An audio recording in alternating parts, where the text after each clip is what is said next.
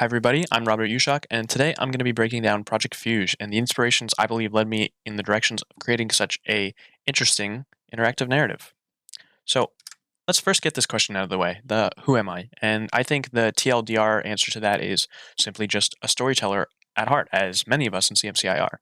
However, I think just the way we deliver our stories, whether that be the interactions we include, the emotions we choose to give off, or the mediums we explore, to just be what sets us apart from our peers. So let's start with my personal history. We have number one right here, signifying my Raspberry Pi Boy, which was my senior project in high school, ironically enough. A project where I emptied out a Game Boy shell and put a Raspberry Pi computer in there and made a little device that could emulate multiple consoles. Number two here is signifying my first trip to Boulder when I selected the University of Colorado as the place I wanted to study, and I visited the Google campus. This was a time where we can lead into number three, like naive fall freshman me thinking that computer science was 100% the route I was going. This was not the case, and I barely made it a few weeks into my Python coding class. So, number four signifying here my very quick transfer into CMCI to major in media production.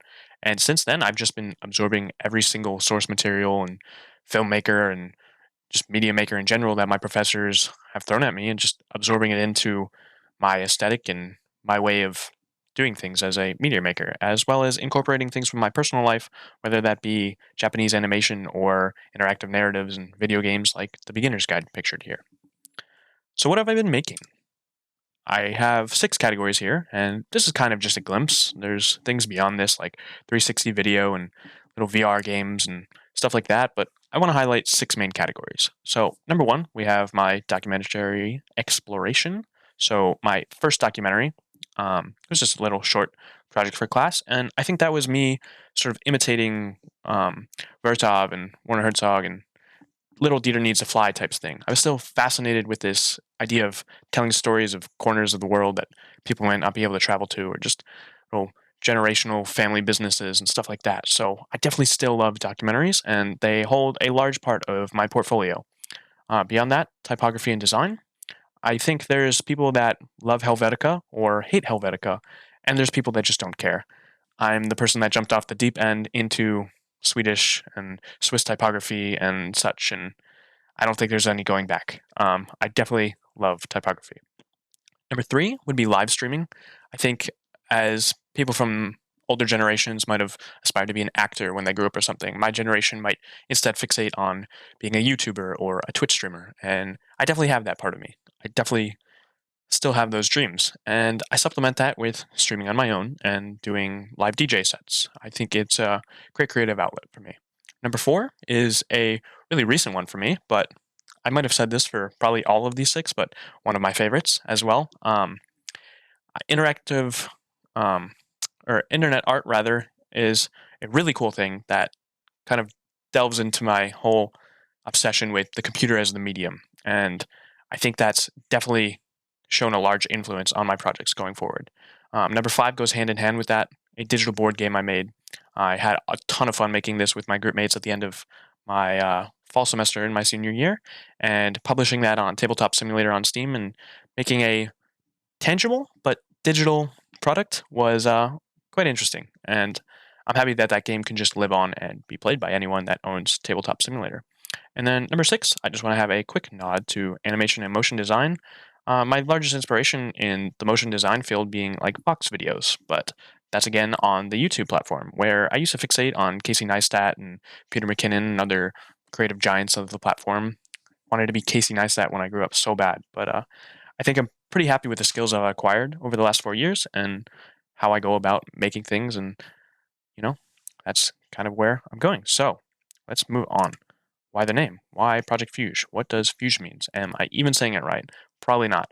But when I was just looking for words and kind of crafting something together, I had this idea that a lot of gaming related projects, they always go with these big code names like Project Stadia, Project xCloud, and I found Project Fugue. Fugue was a word I found to mean, as I have it defined here on the slide, a state or period of loss of awareness of one's identity, often coupled with flight from one usual environment.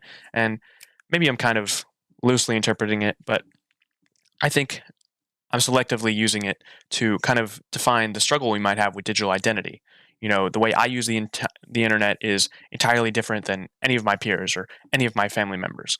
What it means to me and what it has served me kind of shaped this digital identity. Again, a term I'm going to use a lot. And I wanted to kind of create a title that highlights that struggle we may have as defining ourselves in the current day. So, what was my process for creating Project Fugue? Let's see. It looks somewhat like this. I wish it was as clean and as clear as this graphic, but it revolved many notebooks full of chicken scratch and many crashing of Unreal Engine. But it started with an idea, initially a full motion video, which kind of was not a possibility given, you know, the nature of our current state. I'm trying so hard not to just give the difficult, challenging times of remote phrase, but there it is. So how can I display this? I landed on Unreal Engine, a platform I largely didn't really know. So the start for me, rather than developing a film, was learning Unreal Engine. It was improving over the semester and racing against the deadline, seeing how much I could fit in and the key stages and elements I wanted to have, the interaction, the narration, the 3D elements. How much could I fit in that deadline? How could I best represent the power of interactive narratives that I'm so deeply inspired by in my own little project? And it ended with a little payoff for now, showing that project in class and having some peers love it and comment on my good narration, which I personally get nervous every time the mic turns on. But there I had it. I was so glad that they liked it, and I'm hoping you guys do as well. So, what do I reflect and what do I gain from Project Fugue? Well, I see it as a memory palace, and there's an audio piece that I don't want to spoil too much within the project, where I kind of touch on something that if no one resonates with it, at least I can. At least I can revisit this time where I'm essentially entering the mind of 21-year-old Robert Youshock and seeing what was inspiring him at the time. And if no one else sees value in creating their own memory palace, I can at least return to the place I crafted and kind of dig up some old passions of mine. So, where do I position my project, both going forward and looking back at the last 4 years of my time at CU? Well, to my past, I would say it's this sort of final realization of even my earliest excitement. My first CMCI class, where Andrew Young brought up Red versus Blue, the Halo series, to talk about machinima and just my internal joy and excitement as something from my personal life that I love so deeply was being taught in an academic setting. Or my recent class on digital cultures with Kevin Sweet, as he brought up topic and topic time and time again that, again, I was overjoyed to have validated as a legitimate source and direction of academic research. It's something I'll cherish and hold with me for the rest of my career, if not the rest of my life. As for my future, I'd say these past experiences will heavily influence the types of places I want to dedicate my creative power to. I'll look towards esports organizations like 100 Thieves or really topical production companies that create series like Black Mirror or Love, Death, and Robots. I'm ready to start grinding and start working and continuing to make projects that start discourse around new and interesting topics. So, I thank you for coming and watching my artists talk today. And I really do hope that you enjoy hopefully playing Project Fugue. And if you need to, watching, that's totally fine too. So I'm Robert Youshock, and thank you once again.